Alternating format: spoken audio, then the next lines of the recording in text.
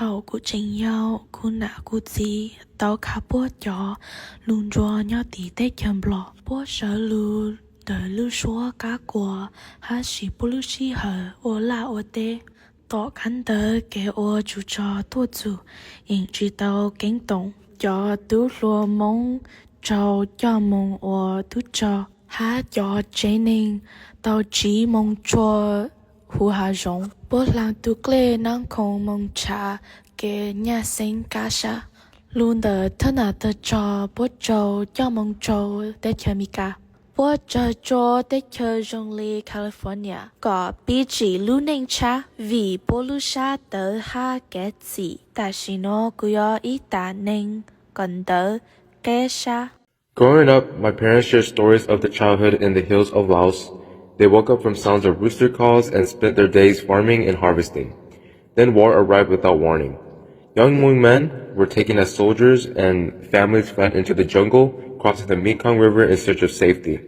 From refugee camps, they were brought to the United States, landing in places like California to begin building a life again. Because of the courage and sacrifices, I am now a first generation Hmong American college student.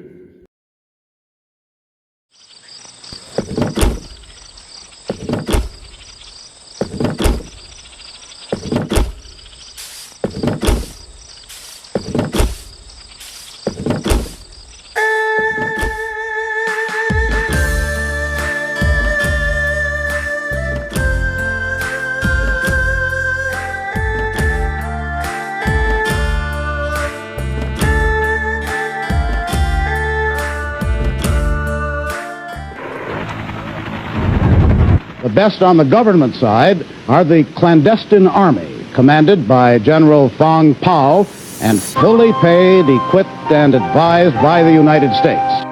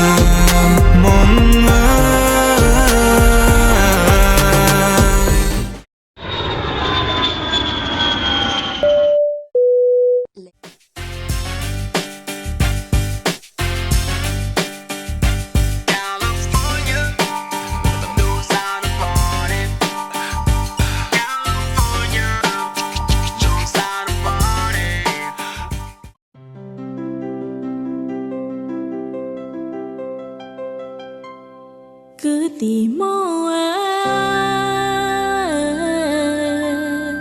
nê bùa tranh gió bay luôn anh nhau tù cô ca